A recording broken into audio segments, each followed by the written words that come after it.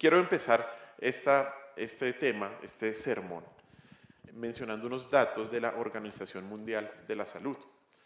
Y según la Organización Mundial de la Salud, en el mundo hay al menos 2.200, me voy a echar un poquito para atrás, 2.200 millones de personas con deterioro de la visión cercana o distante, y cada 5 segundos una persona pierde la visión. Esto es lo que dice. Y por causas que se hubieran podido solucionar. Las consecuencias de una persona que pierde la visión se ven en diferentes áreas, ya que lleva un mayor riesgo de no poder trabajar, a no ser independiente. Obviamente eso termina afectando la calidad de vida, la salud, y llega a causar depresión en algunas personas. Según esta organización, se calcula que los costos anuales por pérdida de productividad asociada con deficiencias visuales ascienden a los 411.000 millones de dólares en todo el mundo. O sea, los impactos que causa la pérdida de visión a nivel social, mental y económico son terribles, son terribles. Pero no vamos a hablar de la visión de los ojos, usted ya lo sabe. Es solamente una introducción porque hay tal vez otra ceguera que causa consecuencias aún peores, y es la ceguera espiritual. Y este tipo de ceguera te hace pensar que estás bien y que no necesitas nada de Dios. Es una ceguera causada por el orgullo propio y por creer que el ser humano se vale por sí mismo. Pero la consecuencia de la ceguera espiritual es que te lleva a caer en un abismo que conduce a la condenación eterna. Y hace algunos años vi un cuadro que ilustraba claramente a las personas que no tienen al Señor, y los ilustraba como ciegos. Un ciego detrás de otro ciego en un abismo que cae a las llamas del fuego del infierno. Porque a diferencia de los problemas de visión físicos, que tienen diferentes tratamientos relacionados a los ojos, debemos entender que la ceguera espiritual no se soluciona en los ojos, sino que se soluciona en el corazón. Para dejar de ser un ciego espiritual, se necesita que el corazón esté bien. Y de eso se trata la bienaventuranza de la cual hoy vamos a estudiar. Así que acompáñeme a Mateo capítulo 5. Vamos a leer de los versículos del 1 al 8. Mateo capítulo 5, vamos a leer los versículos del 1 al 8. Dice así la palabra de Dios. Viendo la multitud, subió al monte, y sentándose vinieron a él sus discípulos. Y abriendo su boca les enseñaba diciendo: bienaventurados los pobres en espíritu, porque de ellos es el reino de los cielos. Bienaventurados los que lloran, porque ellos recibirán consolación. Bienaventurados los mansos, porque ellos recibirán la tierra por heredad. Bienaventurados los que tienen hambre y sed de justicia, porque ellos serán saciados. Bienaventurados los misericordiosos, porque ellos alcanzarán misericordia. Bienaventurados los de limpio corazón, porque ellos verán a Dios. Acompáñame en una pequeña oración. Señor, te damos gracias por este día. Y te pedimos, Dios, que tú, Espíritu Santo, nos ilumines para entender tu palabra y para entender de qué se trata este pasaje tan crucial para el ser humano. Ayúdanos a saber que lo que tú dijiste acá es trascendental para nuestra vida y para saber cómo honrarte y glorificarte. En tu nombre hemos orado, mi Señor Jesús. Amén. Esta es la sexta bienaventuranza del Sermón del Monte y de las bienaventuranzas. Y para entenderla mejor vamos a recordar un poco el contexto en el que está. En primer lugar, acordémonos que el tema del Evangelio de Mateo es ¿qué? Es una proclamación, es una documentación y es una declaración de que Cristo es el Rey. Ese es el tema general del Evangelio de Mateo. Y estos versículos que acabamos de leer son parte de una sección más amplia denominada el Sermón del Monte, que va a capítulos 5, 6 y 7. Y este Sermón del Monte lo hemos denominado el discurso del Rey, porque está Cristo anunciándolo y diciéndolo y enseñando con la autoridad de un rey. Cuando el Señor empieza a enseñar este sermón, había una multitud, como lo dice ahí en el capítulo 5, versículo 1. Había una multitud ahí en la montaña y la gente tenía una pregunta. ¿Cómo vamos a entrar al reino de Dios? Era la pregunta que se estaban haciendo ellos. ¿Cómo podemos estar seguros de la vida eterna? En este punto, el Señor ya había recorrido toda Galilea. Lo dicen los capítulos 1, 2, 3 y 4. Ya había predicado el evangelio del reino. Ya había sanado todo tipo de enfermedades y su fama se había extendido por todas partes. Y finalmente, esta multitud se reúne a la ladera de la montaña esperando escuchar qué tipo de justicia debemos tener para ser aceptados en el reino de Dios. ¿Qué requiere Dios de nosotros? Seguramente debió ser confrontante cuando Jesús dijo que Dios espera que los ciudadanos del reino sean perfectos como Él. Eso lo dice en el versículo 48 en el capítulo 5, ahí del sermón. Él dice, vosotros debéis ser perfectos como vuestro Padre es perfecto. Y seguramente esto debió ser decepcionante para aquellos que escuchaban al Señor. Porque cuando a alguien le dicen, es que usted tiene que ser perfecto como Dios, usted solo piensa en una cosa. Y usted dice, es que esto es imposible. Es imposible. Y seguramente, yo creo que ese fue el objetivo del Señor cuando mencionó esto. El objetivo del Señor era que la gente se decepcionara de sí misma y entendiera que nunca podía alcanzar ese nivel de perfección. Y por eso era necesario buscar la salvación y la justicia del Rey. Por eso. O sea, lo que tenía como objetivo esto era que la gente entendiera así, es que no puedo ser perfecto. Por eso es que este sermón comienza con esta sección de las bienaventuranzas. Esta sección de las bienaventuranzas describen el carácter del ciudadano del reino de Dios. Esa palabra bienaventurado indica que el Señor quiere que sus súbditos entiendan y experimenten la verdadera felicidad. Bienaventurados, eso es lo que significa. Felicidad, plenitud, suficiencia. Pero esta felicidad no es lo que usualmente buscamos. Ya que ser bienaventurado es más que ser feliz de manera temporal o debido a las circunstancias externas.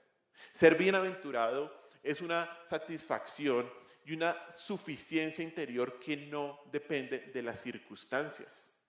No depende de lo que pasa en el exterior para la felicidad, sino que fluye de entender que se es parte del reino de Dios y se está en una posición correcta con respecto al Rey. Y es que cuando miramos las bienaventuranzas, cuando nos damos cuenta de que estos son estándares imposibles para el hombre y nos muestran que no podemos alcanzarlos en nuestras propias fuerzas, pues es ahí cuando miramos a Cristo. No podemos ser parte del reino de Dios en nuestras propias fuerzas, no podemos. Y hoy nos vamos a dar cuenta de esto porque esta bienaventuranza nos presenta esta realidad de una manera extraordinaria. Porque para poder tener la bienaventuranza de ver a Dios, se necesita no que la visión de una persona se arregle, sino que se necesita un trasplante de corazón. Se necesita un trasplante de corazón. Un trasplante de corazón que determina si una persona es o no parte del reino de Dios. Hoy vamos a estudiar, como siempre, quiénes son los limpios de corazón, lo que implica ser limpio de corazón y cuál es la recompensa de los limpios. Vamos a empezar con la primera parte y es quiénes son los limpios de corazón. Esa palabra limpio viene del griego kataros, que significa literalmente limpio o puro, limpio puro, y tiene la idea de estar sin suciedad, sin aleación, sin mancha, libre de mezclas impuras y de adulteración. Lo que está describiendo esta palabra es una pureza que no está adulterada. En sentido figurado, esta palabra se utilizaba para referirse a la limpieza religiosa, a la limpieza ética y también a la limpieza social en esa época. En el Antiguo Testamento vemos este sentido, este concepto en la purificación ceremonial y en seguir ciertas regulaciones en las personas y en los elementos para no contaminarse. Por eso usted se da cuenta que cuando, sobre todo en Levítico, se dan los elementos del templo, hay ciertos elementos que son santos, que son apartados, que son limpios, que deben permanecer puros. También habla de ciertas regulaciones para las personas, para evitar la impureza, ¿no? Esta palabra además viene del verbo griego que es katarizo. ¿Y por qué lo digo? Esta significa limpiar de inmundicia o impureza. Y de aquí sale la palabra catarsis, que seguramente usted ha escuchado. Y cuando hablamos de que hay una persona que hace catarsis, se refiere a que en esa persona se produce ¿qué? Una limpieza, una limpieza. Algo que es catártico es algo que se usa ¿para qué? Para purificar o para limpiar algo. Así como el oro ha sido limpiado de la escoria, es oro puro, como el trigo que se le ha quitado la paja es trigo puro, quien es limpio ha sido limpiado de su impureza. Ha sido limpiado de su impureza. Por lo tanto, ¿quiénes son los de limpio corazón? Son aquellos que han sido limpiados y ahora están libres de adulteración. ¿Dónde? En el corazón. En el corazón. Y aquí vamos a estudiar esta segunda palabra importante. El corazón en la Biblia, ¿qué representa? Representa la totalidad de nuestro ser interior, de nuestro pensamiento, de nuestra voluntad. Representa también nuestras emociones. Seguramente usted ha escuchado hablar de este versículo, Proverbios 4:23, que dice: sobre toda cosa guardada, guarda tu corazón porque de él mana la vida. Y aquí vemos que el corazón es esa parte de nosotros de donde surgen todos los asuntos de la vida. Por lo tanto, los limpios de corazón no es una referencia a la simple purificación corporal y externa o ceremonial, la cual, y esto es importante, para la audiencia de Jesús era la principal preocupación. La audiencia de Jesús no solamente era la multitud, sino dentro de esa multitud también estaban ¿quiénes? Los fariseos. Y para ellos, sobre todo, esa era la preocupación principal, la pureza ¿qué? Exterior y ceremonial. Y esa pureza había desplazado la pureza interna. Acompáñenme a un versículo, vamos a Mateo, capítulo 23, versículos 25 al 28, y vemos el concepto de pureza que se pensaba o que se buscaba en ese momento.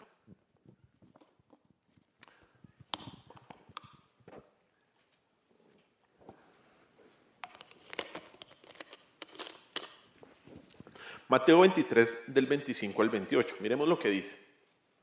Y es el Señor hablando. Dice así: ay de vosotros, escribas y fariseos, hipócritas, porque diezmáis la menta y el eneldo y el comino y dejáis lo más importante de la ley, la justicia, la misericordia y la fe.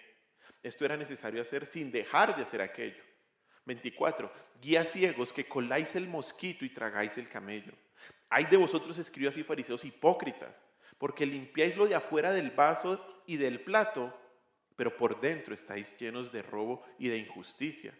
Fariseo ciego, limpia primero lo de dentro del vaso y del plato, para que también lo de fuera sea limpio. Ay de vosotros, escribas y fariseos hipócritas, porque sois semejantes a sepulcros blanqueados, que por fuera la verdad se muestran hermosos, mas por dentro están ¿qué? Llenos de huesos de muertos y de toda inmundicia. Así también vosotros por fuera a la verdad os mostráis justos a los hombres, pero por dentro estáis llenos de hipocresía e iniquidad. Aquí vemos el concepto de pureza de la época, representado en los fariseos. A los fariseos les gustaba la idea de bienaventurados los puros, siempre y cuando la declaración se detuviera allí, ahí. Porque eran expertos ¿en qué? En la pureza exterior y en la pureza ceremonial. Ellos tenían innumerables reglas, como algunas de las que leímos acá. Innumerables regulaciones que cubrían lo que comían, lo que vestían e incluso cuántos pasos podía caminar una persona el día sábado, que era el día de descanso. Ellos pensaron que era suficiente mantener alguna pureza externa, pero es que aquí Jesús destruye esa suposición falsa y dice que lo que importa ¿qué es? La pureza interna. La pureza interior, la pureza del corazón. Lo que importa es la pureza del corazón, no la exterior, porque como los fariseos, puede que exteriormente una persona parezca limpia, pero por dentro, como dice aquí el texto, está como una tumba, está muerto. Y la pregunta, entonces, a la cual llegamos acá es: ¿por qué el Señor dijo que la limpieza que importaba era la del corazón? ¿Por qué? ¿Y sabe por qué? Porque el hombre no tiene un corazón originalmente puro. El hombre en su estado natural, sin Dios, no tiene un corazón puro. Eso que dijo Rousseau de que el hombre es naturalmente ¿qué? Bueno y la sociedad lo corrompe, es totalmente equivocado. El hombre naturalmente no tiene un corazón puro. Y déjeme llevarlo al Antiguo Testamento, a Jeremías, capítulo 17, versículos del 9 al 10. Jeremías 17, del 9 al 10. Dice así la palabra, Jeremías 17, 9 y 10. Dice, engañoso es el corazón más que todas las cosas. ¿Y qué más? Perverso. ¿Quién lo conocerá? Yo Jehová que escudriño la mente, que pruebo el corazón para dar a cada uno según su camino, según el fruto de sus obras. ¿Cómo es el corazón? Perverso. Es tenaz, ¿no? Porque a veces decimos, no, lo que diga tu corazón, haz, uy, no, que no lo haga. Terrible. De hecho, esto lo vemos en toda la Biblia. ¿Se acuerda qué pasó en Génesis 6 antes del diluvio? ¿Qué fue lo que dijo Dios de los hombres? Que todo designio de los pensamientos de su corazón era continuamente el mal. Génesis 6:5. ¿Qué era lo que estaban pensando estos hombres? Hacer el mal continuamente hacer el mal. De hecho, Jesús reafirmó esto y va a reafirmar esto más tarde en el capítulo 15, cuando dice que del corazón ¿qué salen? Los buenos deseos, los buenos anhelos. No. ¿Qué dice? Que del corazón salen los malos pensamientos, los homicidios, los adulterios, las fornicaciones, los hurtos, los falsos testimonios. Ese es el corazón pecaminoso. Entonces, ¿qué es lo que nos está diciendo esta bienaventuranza? Que el corazón no regenerado es el centro del pecado y por eso necesita ser limpio. Por eso necesita ser limpio. No se trata solamente del exterior, se trata de un cambio dramático total de la persona interior porque el problema está en el corazón. El problema está justo en el corazón. Lo que el Señor dice en este versículo es que los bienaventurados son bienaventurados ¿por qué? Porque su corazón ha sido limpiado. Y ahí está la felicidad. Es bienaventurado quien en su interior no está sucio. No solo porque ya no tiene contaminación, sino porque eso hace que pueda ver a Dios. Eso hace que pueda ver a Dios. Y la pregunta entonces es ¿cómo una persona puede ser limpia en su corazón? ¿Cómo un corazón engañoso, con pecado, que quiere hacer de continuo el mal, puede buscar la santidad y hacer lo que a Dios le agrada? Esta fue la misma pregunta que se hizo Jeremías, la misma pregunta. Porque Jeremías está diciendo esto, engañoso es el corazón. ¿Qué vamos a hacer, Dios? ¿Qué vamos a hacer si no podemos obedecerte? De hecho, Jeremías dijo esto varias veces. Volvamos a Jeremías 17, seguramente lo tiene ahí abierto. Mire el capítulo 17, versículo 1. El pecado de Judá escrito está, ¿cómo? Con cincel de hierro y con punta de diamante. Esculpido está ¿en dónde? En la tabla de su corazón y en los cuernos de sus altares. ¡Ah! Tenaz. Y esto es una descripción del ser humano. O sea, el pecado está ¿dónde? Esculpido, dice ahí, y la imagen es tenaz. Es con lo más fuerte, que es que un diamante. ¿En dónde está? En la tabla del corazón. De hecho, hay otro pasaje, no lo anoté, pero quiero ir ahí en Jeremías. Mire Jeremías 13:23. Jeremías 13:23. Mire lo que dice. Jeremías 13:23. De hecho, desde el 22, Jeremías 13, 22 y 23. Dice, si dijeres en tu corazón, ¿por qué me ha sobrevenido esto? Es que además somos descarados. Y mire cómo continúa. Por la enormidad de tu maldad fueron descubiertas tus faldas, fueron desnudados tus calcañares. 23. ¿Mudará el etíope su piel y el leopardo sus manchas? Así también podréis vosotros hacer bien, estando habituados a hacer el mal. O sea, el leopardo, las manchas. ¿Podemos quitarle las manchas al leopardo? De la misma manera, el corazón pecaminoso no nos lo podemos quitar. ¿Podrá mudar el leopardo sus manchas? No, es la conclusión. Por eso es que la respuesta no es arreglar el corazón. Para ser limpios de corazón no es suficiente hacer una cirugía de corazón. ¿Qué necesitamos? Un nuevo corazón necesitamos. Que fue lo mismo que dijo Jeremías y fue la promesa que Dios le dio. Vuelva conmigo, Jeremías 32, 39. Y lo estoy llevando por varios versículos de Jeremías y ahorita vamos a otro del Antiguo Testamento que es muy importante. Jeremías 32, 39. Mire lo que dice. Dice el Señor, viendo el pecado de Israel. De hecho, desde el 37, y leamos del 37 al 39, Jeremías 32, 37 al 39. Dice así: he aquí yo los reuniré de todas las tierras, los cuales los eché con mi furor por su pecado, y con mi enojo e indignidad grande, y los haré volver a este lugar y los haré habitar seguramente. Y me serán por pueblo y yo seré a ellos por Dios. ¿Cómo será eso? 39. Y les daré ¿qué? Un corazón y un camino para que me teman perpetuamente, para que tengan bien ellos y sus hijos después de ellos. ¿Qué está diciendo Jeremías? Sí, es que el corazón no se puede arreglar. ¿Qué necesitamos? Un nuevo corazón. Esto es lo que se llama la promesa del nuevo pacto, en donde el Señor promete ¿qué? Darnos un nuevo corazón. Y para enfatizar más este punto, vaya ahí a la derecha, a Ezequiel.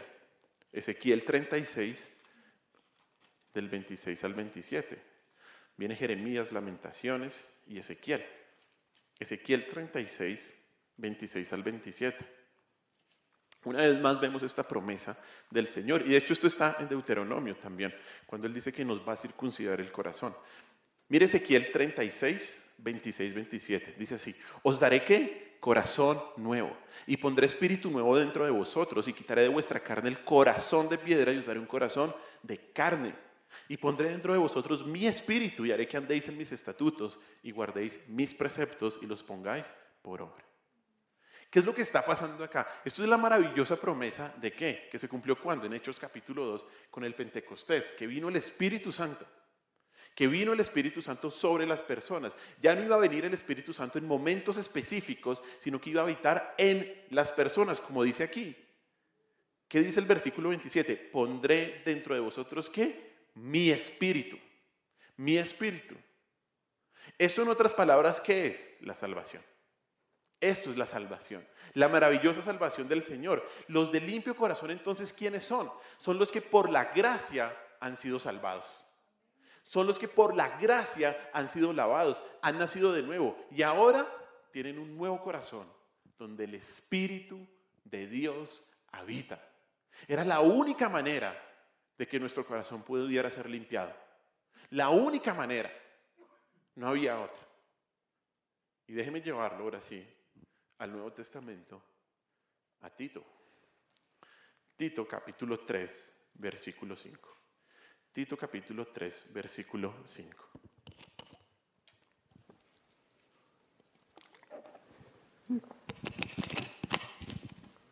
Mire lo que dice Tito 3:5. Dice así, desde el 4. Dice Tito 3, 4 y 5. Pero cuando se manifestó la bondad de Dios nuestro Salvador y su amor para con los hombres, y mire el 5, nos salvó. No por obras de justicia que nosotros hubiéramos hecho, sino ¿por qué? Por su misericordia, por el lavamiento de la regeneración y por la renovación en el Espíritu Santo. Y el 6, el cual derramó en nosotros abundantemente por Jesucristo, nuestro Salvador. ¿Qué está diciendo esto? Que fue el Espíritu Santo que nos limpió, que nos cambió el corazón. Nos salvó, no por obras, ya lo hemos dicho muchas veces. Llegamos a la salvación por gracia y solo por gracia. Ahí lo dice. Por su misericordia, por el lavamiento de la regeneración y por la renovación de ¿quién? Del Espíritu Santo que vino a habitar en nosotros. Esta limpieza que habla la bienaventuranza, no la han hecho los limpios por sí mismos, sino que Dios, por medio de su Espíritu Santo, los ha limpiado. Esto es lo que algunos teólogos llaman una pureza imputada, una pureza dada por Dios. Es la pureza concedida a todo creyente en el momento de la salvación, en el momento en que nace de nuevo. Es lo mismo que queremos decir con justicia imputada, que tenemos la justicia de Dios. Tenemos la justicia de Dios en Cristo. Y es por Cristo que nos podemos presentar ante el Padre. De modo que el limpio de corazón, ¿quién es? No es aquel que ha pasado por un rito religioso. No.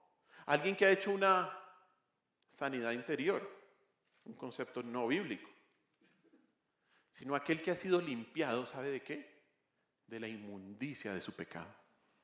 Esa persona ha sido perdonado, ha sido santificado, ha sido declarado apto para entrar en la presencia del Rey y así poder ver a su Señor. No por Él, sino ¿por quién? Por Cristo. Puede ver ahora al Señor porque sin santidad nadie puede ver a Dios. Hebreos capítulo 12, versículo 14. Nadie. El limpio de corazón es bienaventurado porque ahora tiene un nuevo corazón que le permite ver a Dios, que le permite estar con Dios. Y eso es lo que más felicidad le puede dar a su vida. Por eso es bienaventurado, porque puede ver a Dios. Algunos seguramente entre ustedes concluirán, bueno, entonces ¿por qué esta bienaventuranza no es la primera? ¿No? Porque ser limpio de corazón es la clave para entrar al reino de Dios. De hecho, muchos teólogos dicen que esta es la bienaventuranza clave. Y esto lo dicen también, o en parte, porque la frase verán a Dios es otro sinónimo que se utilizaba en ese entonces para decir entrar donde está Dios, entrar al reino de Dios. Y si esta es la bienaventuranza clave, ¿por qué no va primero? ¿Por qué tenemos todas estas bienaventuranzas preliminares? Algunos dicen que es la pieza central, que es como una cumbre, que uno va escalando y llega al tope. Y es que cuando usted mira, y si quiere vuelve a mirar Mateo capítulo 5, cuando ve las bienaventuranzas y ve la progresión de las bienaventuranzas, cuando llegamos al versículo 8, ¿cuál es la conclusión? Necesito un nuevo corazón. Uy, es que necesito un nuevo corazón. Porque ¿cómo empiezan las bienaventuranzas? Dice el 3, bienaventurados los pobres de espíritu. O sea, empiezas con un espíritu pobre y ahí reconoces que tu bancarrota espiritual. Estás quebrado. Y luego lloras por esa condición, lloras por ese pecado. Y luego, debido a esa condición, eres ¿qué? Manso, manso. Y entonces tienes ¿qué? Hambre y sed de justicia. Bueno, debo hacer la voluntad de Dios. Y así el Señor te da ¿qué? Misericordia y Dios cambia tu corazón. Definitivamente. O sea, no hay otra conclusión a la que podamos llegar. Necesitamos un nuevo corazón cuando leemos esto. Esta bienaventuranza responde a la pregunta de las multitudes con respecto a lo que se necesita para ser parte del reino. ¿Qué se necesita? Un nuevo corazón en donde esté el Espíritu de Dios y solamente de esa manera ser perfectos como Dios es perfecto. No hay otra. No hay otra. Solo los limpios de corazón heredarán la vida eterna y serán salvos, porque solo ellos alcanzarán el estándar de Dios. Son bienaventurados los limpios de corazón, porque por la gracia de Dios su corazón ha sido cambiado mediante la fe en Cristo. Son bienaventurados los de limpio corazón, porque se les ha sido dada la justicia de Cristo y han sido limpiados por dentro por el lavamiento de la regeneración y por la renovación del Espíritu de Dios. Por eso son limpios, los limpios de corazón. Solo por gracia han sido limpiados y por eso son bienaventurados. Eso es lo primero. ¿Qué es nuestro segundo punto? ¿Qué implica ser limpio de corazón entonces? ¿Qué implica? Ya hemos dicho que ser limpio de corazón se refiere a alguien que ha nacido de nuevo y se le ha dado un nuevo corazón. Contrario a los fariseos que buscaban la justicia exterior, la pureza exterior, ser puro de corazón cuida lo externo de manera correcta. Esa es la diferencia. Ser limpio de corazón cuida lo externo de manera correcta. Ser limpio de corazón significa ser puro de adentro hacia afuera. De adentro hacia afuera. Por lo tanto, el limpio de corazón buscará la pureza exterior. Y su comportamiento estará de acuerdo a la pureza interior de su corazón. Eso es lo que será así. Por lo general invertimos el orden, ¿cierto? Intentamos cambiar el interior alterando el exterior. Eso es lo que hacemos. Y entonces empezamos a poner reglas y regulaciones. Eso es lo que le dicen a la gente en la psicología y en la psiquiatría. Pero usted no cambia el exterior si su corazón no ha sido cambiado. No puede. No puede. El verdadero cambio comienza ¿cómo? Con un nuevo corazón que te lleva a tener comportamientos nuevos. A tener comportamientos puros. Y esto es lo que, otra palabrita que se inventan los teólogos que se llama pureza regenerativa. Pureza regenerativa. Es la pureza que obra en nosotros a través del nuevo nacimiento. Es la pureza que se manifiesta en anhelos santos, en aspiraciones santas. Y en una palabra es ¿qué? Obediencia. Obediencia. Quien ha sido cambiado desea obedecer. Quien ha sido cambiado desea obedecer. De hecho, cuando el Señor dijo que nos daría un corazón nuevo, dijo que lo daría ¿para qué? Para obedecer. Vuelva a Ezequiel 36. A ver si ya se nos olvidó. Ezequiel 36, 26, 27, ¿qué es lo que dice?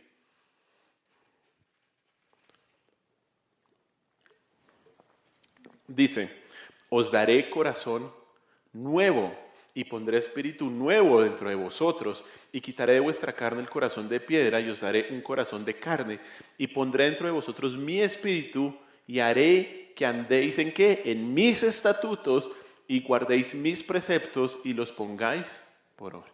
¿Para qué Dios quiere darte un corazón nuevo? ¿Para que hagas lo que quieras? Muy bien. Para ser obediente. Para ser obediente. Para eso es que el Señor te da un corazón nuevo. No es para que entonces ahora yo soy la hija de Dios, la consentida. No. ¿Es para qué? Para obedecer. Para obedecer. Hermanos, ¿en qué vemos la madurez de una persona? No en que sepa mucho, sino en que obedezca. Y de hecho en que obedezca lo más simple. Lo más simple. Que si el Señor te dice, haz esto, tú lo haces. Si el Señor te dice, no lo hagas, no lo haces. Eso. Es lo más simple. Por lo tanto, no solo se nos ha dado el estado de pureza, Dios a través de Cristo, que nos hace aptos para ver a Dios, también se nos da esa pureza práctica. Esa pureza práctica que continuamente nos limpia de toda inmundicia, que continuamente está obrando en nosotros. Mire 2 Corintios 7.1, por favor. 2 Corintios 7.1. Y mire lo que dice ahí, el texto. 2 Corintios 7.1. Dice así.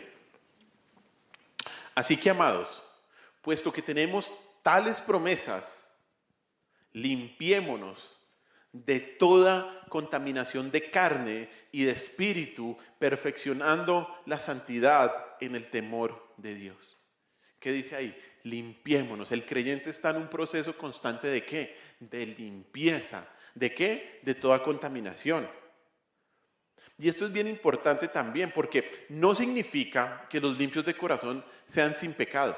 No estamos hablando de eso. No hay nada en la Biblia, y menos en esta bienaventuranza, que le dé a alguien el derecho de reclamar la perfección sin pecado de este lado de la tumba. Nadie la puede tener. Nadie la puede tener. Un pastor y teólogo bien importante, Arthur W. Pink, dijo esto. Una de las evidencias más concluyentes de que poseemos un corazón puro es ser conscientes de la impureza que aún habita en nosotros y estar cargados de ella. Eso se trata el puro. Ser conscientes de la impureza que aún habita en nosotros. Esta semana supe de una persona que le preguntaba a otra persona de la iglesia, decía, ¿cómo hago? ¿Cómo hago con el pecado que todavía tengo? ¿Cómo hago? Y no era un pecado practicado, sino es ese anhelo de ver, es que todavía tengo pecado. ¿Cómo hago? Dios está limpiando a esa persona, porque se está dando cuenta de qué, de sus impurezas, de sus impurezas. Y eso es lo que debe haber en nuestra mente. Es que ¿cómo hago? Es que ¿por qué volví a hablar mal de esa manera? Es que ¿por qué volví a decir eso? ¿Por qué volví a pensar de esa manera? De no confiar en Dios. Y la persona que está buscando la limpieza no se mira a sí mismo, sino mira a Dios. Y al ver a Dios, entiende su pecado. Entiende su pecado. La convicción de pecado y la pureza de corazón no son incompatibles. La convicción de pecado y la pureza de corazón no son incompatibles. Como yo siempre lo digo, muestra que una persona está viva. Porque si estuviera muerta, no sentiría nada. Pero, ¿cómo hacemos entonces para ser más puros? ¿Cómo hacemos para ser más limpios? Y como ahorita mencioné, hay algunos que piensan que hay que pasar por ciertos procesos y ciertos ritos y ciertas cosas, y entonces me voy de ayuno espiritual por 40 días y 40 noches. No, 42 para ganarle al Señor Jesús. Entonces, y piensan en cosas equivocadas. Pero ¿sabe cómo cómo se incrementa la pureza? En la medida en que estás pegado a la palabra. Vamos a Juan 15:3. Sencillo. Es que mire, los mandamientos del Señor son sencillos, no son difíciles de entender. Juan 15:3. Mire lo que dice. Juan 15:3 dice: ya vosotros estáis limpios, ¿por qué? Por la palabra que os he hablado. Por la palabra. ¿Qué nos limpia? La palabra. La palabra es la que nos limpia. Mire más adelante, 2 capítulos más adelante de Juan. Juan 17:17. Juan 17:17. Santifícalos en tu verdad. Tu palabra es verdad. ¿Qué significa esa santidad? Santificarnos es crecer en la madurez. ¿Y cómo viene ese crecimiento, esa limpieza? Por medio de la palabra de Dios.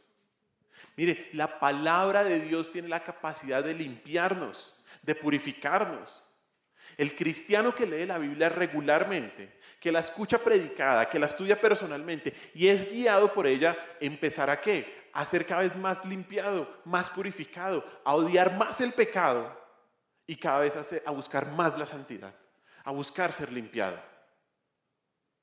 Pero es que hay gente que piensa que esto es mágico o piensa equivocadamente también en que tiene que haber una segunda experiencia para que entonces yo ahí sí ser súper santo. No, eso no es lo que dice el texto.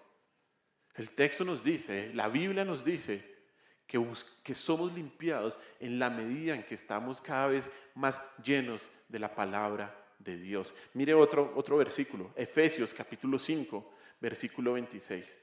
Efesios capítulo 5, versículo 26. Y aquí en Efesios 5 está hablando de la relación del matrimonio comparado a lo que hace Cristo con su iglesia. Y mire el versículo 26, dice así: para santificarla, Efesios 5, 26, habiéndola ¿qué? Purificado en el lavamiento del agua. ¿Por qué? Por la palabra. Por la palabra. Por la palabra. Hay gente a veces que me dice que lucha con un pecado, que lucha con esta situación, que no sabe qué hacer, específicamente situaciones de pecado o de pensamientos pecaminosos. Y la primera pregunta es, la segunda pregunta, porque la primera pregunta es, ¿eres creyente? La segunda es, ¿cuánto tiempo estás en la palabra? Es lo mismo que dice el Salmo 119. En mi corazón he guardado tus dichos, ¿para qué? Para no pecar contra ti. Salmo 119, 9. Salmo 119, 11. ¿Con qué limpiará el joven su camino? Con guardar su palabra. Con guardar su palabra. Mire, el ministerio actual de Cristo para la iglesia es el de santificarla y limpiarla usando ¿qué? El agua de la palabra de Dios. Es que de eso se trata. De eso se trata. Que el creyente, o que más bien que la iglesia cada vez más enseñe la palabra para predicar la palabra, para que la iglesia sea cada vez más limpia. Ese es el éxito de la iglesia. No tener todas las sillas llenas, que a veces nos preocupa. Pero el éxito es si estamos siendo fieles a Dios, hermanos. Y si estamos siendo limpios, porque si no, de nada vale tener, como en la época de Cristo, la audiencia llena y los corazones muertos. De nada vale. El ministerio actual de Cristo para la iglesia es el de santificarla y limpiarla usando el agua de la palabra de Dios. Cristo santifica hoy en día su iglesia por el lavamiento del agua con la predicación de la palabra de Dios. Con la predicación de la palabra de Dios. Tú eres santificado y eres purificado por medio de la palabra de Dios. Quien es limpio de corazón busca estar bajo la enseñanza de la palabra. Y en la medida en que está más lleno de ella, más va a ser purificado. Más va a ser purificado. El limpio de corazón sabe que no es sin pecado, pero se aflige por sus imperfecciones, anhela ser santo y lucha con todas sus fuerzas por su limpieza. La vida del limpio de corazón no es una actuación como los fariseos, sino que es una experiencia viva. Adora, ora, da, sirve, da testimonio de Cristo y busca vivir en obediencia a la palabra de Dios. No porque se esperen estas cosas de Él, no, sino porque no desea hacer otra cosa. No desea hacer otra cosa. No sé si usted conoce un pequeño animal que se llama el armiño. El armiño habita en los bosques del norte de Europa y es un pequeño animal de color café, pero usualmente se le conoce porque es blanco y instintivamente protege su pelaje con mucho cuidado para que no se ensucie. No le gusta que su pelo se ensucie, el armiño, sobre todo el blanco. Y los cazadores, porque su piel es muy apreciada, los cazadores a menudo utilizan esta condición natural del armiño. Y en lugar de colocar una trampa para dañarlo o para matarlo, pues de una manera que no quieren matarlo, encuentran el hogar del armiño y embadurnan la entrada con barro. La entrada y el interior con mucho barro. Entonces mandan a los perros a perseguir al armiño y el armiño corre instintivamente a su hogar. Pero cuando llega a su hogar y la ve toda embadurnada, no entra, prefiere no entrar y prefiere enfrentarse a los perros hasta que llegan los cazadores y lo cogen vivo. Para el armiño, su limpieza es más querida que la vida y por eso se enfrenta a los perros. De la misma manera, la pureza debe ser para el limpio de corazón. Su limpieza debe ser muy cuidada. Debe ser muy, muy cuidada.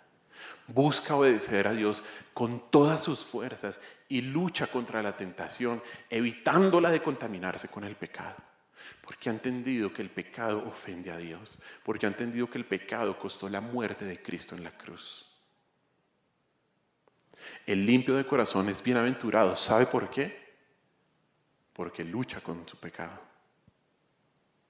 Porque lucha con los medios de gracia que Dios le ha dado.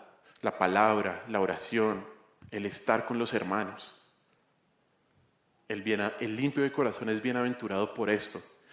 Porque además muestra que Dios lo está sosteniendo. Y por eso es supremamente feliz.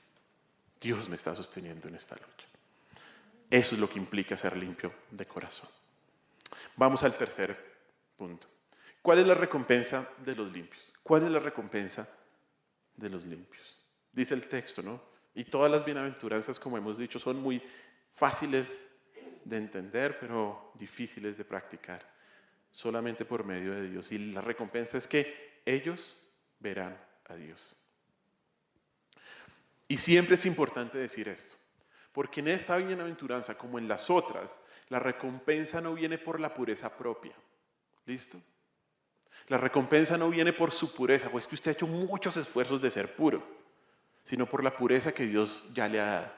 Es Dios quien lo limpia a usted, quien limpia su corazón. Y es bien interesante que el Señor Jesús haya dicho esto en este momento, porque para la audiencia original del primer siglo, esta promesa pudo ser algo inusual, porque en el Antiguo Testamento no hay registro de que alguien hubiera podido ver a Dios. No lo hay. Moisés vio la gloria velada. Isaías y Ezequías vieron una parte de lo que era Dios. Pero ver a Dios era aterrador. Era una amenaza para la vida. Éxodo 33:20, Dios dice, porque no me verá hombre, ¿y qué? Y vivirá, dice. Éxodo 33:20. Y de hecho, Juan capítulo 1, versículo 18 dice que a Dios nadie lo ha visto. Nadie lo ha visto. También para que entienda que esas personas mentirosas que andan por ahí diciendo es que yo vi a Dios. Mentira, falsos. Falsos. Pero centrémonos. Era imposible, y es imposible en esta en este lado de la tumba, ver a Dios. Pero ver a Dios era el anhelo de cualquier ciudadano del reino. Claro, es que necesito ver al rey, es que quiero ver al rey. Y aquí el mismo rey dice que lo veremos en toda su gloria. Y esto tiene dos perspectivas temporales. Primero está la visión de Dios presente. ¿Y a qué me refiero con eso?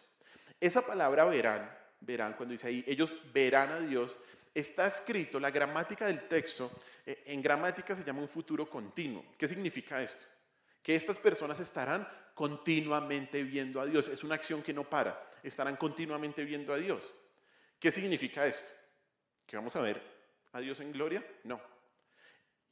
Lo que significa es que cuando el corazón es limpiado, la vista de Dios es inmediata a través de ¿qué? De la fe. A través de la fe. Cuando el corazón es limpiado, la vista de Dios es inmediata a través de la fe. Lo que sucede cuando tu corazón se purifica en la salvación es que comienzas a ver a Dios. No físicamente, pero lo comienzas a ver con una visión espiritual. Los que son limpios de corazón pueden ver a Dios, ¿sabe dónde? Sobre todo, en su palabra. En su palabra. Mire Juan capítulo 5, versículo 39. Mire Juan capítulo 5, versículo 39. Y aquí una vez más está el Señor Jesús hablándole a los fariseos, porque le estaban pidiendo pruebas de que muéstranos al Padre, muéstranos a Dios. Y mire lo que dice Juan capítulo 5, versículo 39. Dice así: escudriñad ¿qué? Las Escrituras, porque a vosotros os parece que en ellas tenéis la vida eterna, y ellas son las que dan ¿qué? Testimonio de mí. ¿Dónde podemos ver a Dios? En su palabra. En su palabra. De hecho, cuando usted lee el Salmo 19 habla de dos revelaciones de Dios. De los versículos del 1 al 6 habla sobre la revelación de Dios, ¿dónde? En la naturaleza. Pero en los versículos siguientes habla de la revelación de Dios, ¿en dónde? En su escritura. Salmo 19. Y el Salmo 19 no es una cita que tengo aquí en la lista, pero empieza diciendo, Salmo 19, versículo 7, la ley de Jehová es perfecta que convierte el alma. El testimonio de Jehová es fiel que hace sabio al sencillo. Y empieza a hablar, y usted lo sabe, ¿no? Salmo 119, solamente habla también de la escritura. ¿Dónde podemos ver a Dios, hermanos? En su escritura. En su escritura. Y es por eso que los incrédulos, que no tienen limpio el corazón, no solo no pueden ver a Dios en la palabra, sino que les parece una locura. Gálatas capítulo 1 también nos habla de eso. Porque habla sobre ¿qué? Sobre la locura de la predicación. Porque a los incrédulos esto les parece ¿qué? Una locura. Es que ¿de qué me está hablando? ¿Pero por qué no lo pueden ver? Porque su corazón no está limpio. Porque su corazón no está limpio. Otro ejemplo, y ya lo acabo de mencionar, es que los limpios de corazón ven a Dios ¿dónde? En la creación. Salmo 19:1, ¿no lo leyó Sergio? Los cielos cuentan ¿qué? La gloria de Dios. ¿Usted no le pasa? Usted ve la creación en su maravilla y usted dice, uy, esto es la obra de un creador, esto es increíble. Pero ¿qué dicen los incrédulos?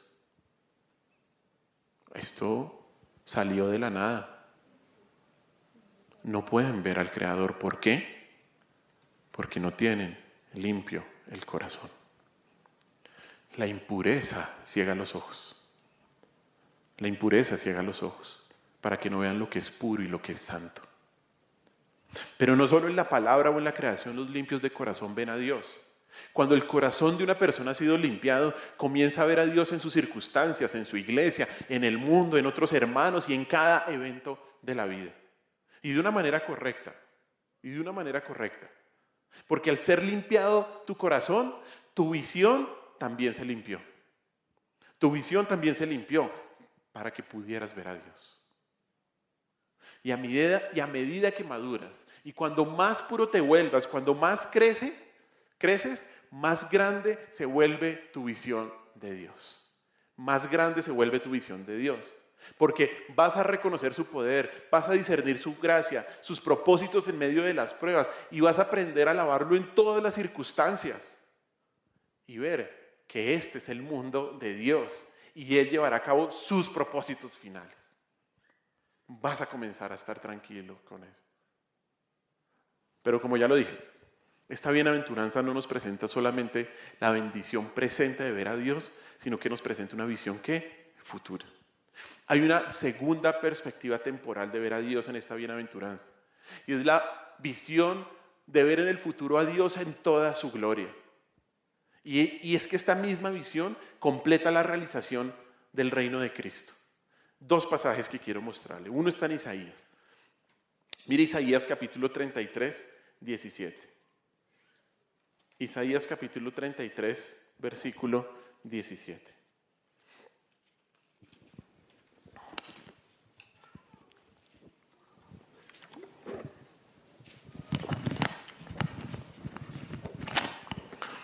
Mire lo que dice este pasaje tan lindo. Dice, tus ojos verán al Rey en su hermosura. Hasta ahí. ¿Qué dice? Tus ojos verán al Rey en su hermosura. Esto va a ser increíble. Tus ojos verán al Rey en su hermosura. Es que ese debe ser el mayor anhelo nuestro. Llegar a ver a Cristo en su hermosura. Mire otro pasaje, y este está al final. Apocalipsis 22, 3 y 4. Apocalipsis 22, 3 y 4. Mire lo que dice.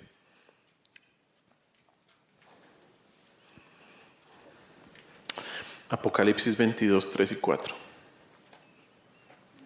Dice así. Y no habrá más maldición, y el trono de Dios y del Cordero estarán en ella, y sus siervos le servirán, y verán su rostro, y su nombre estará en sus frentes. Algún día, esperemos que pronto, veamos al Rey en su hermosura. Algún día veremos a Dios y al Cordero en su trono. Algún día. Por ahora no lo podemos ver en toda su gloria, porque no somos como Él. Pero como dice 1 Juan 3:2, que fue nuestra lectura bíblica, pero cuando lleguemos a ser como Él, cuando Él se manifieste, le veremos tal como Él es. Increíble. Va a ser increíble ver a Cristo en toda su gloria. Verlo. Estar ahí, quietos. Es que nada más importará.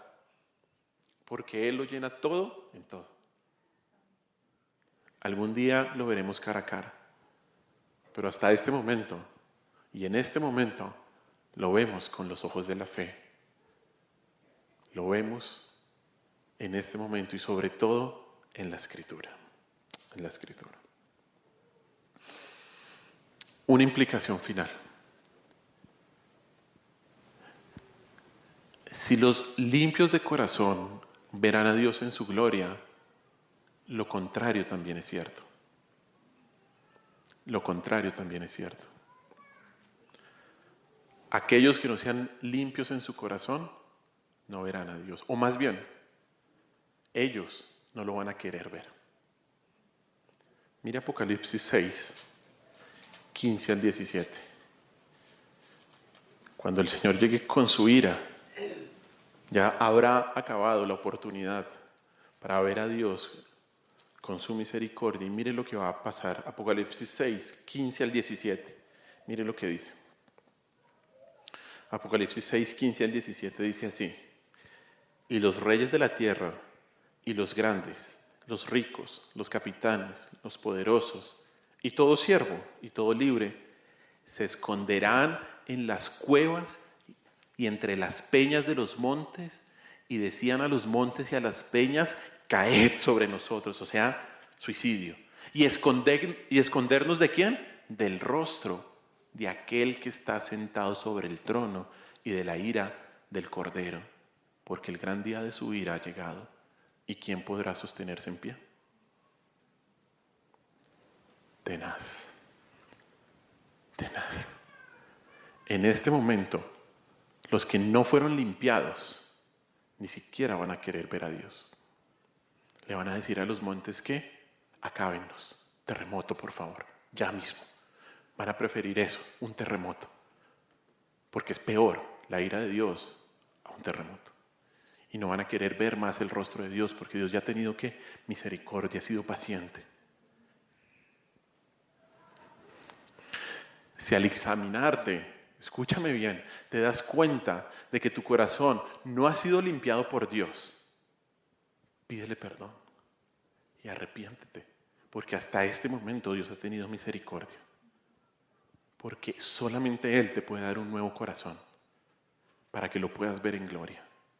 Si al examinarte te das cuenta de que solo eres limpio en el exterior como los fariseos, pero en tu interior sabes que estás sucio, arrepiéntete.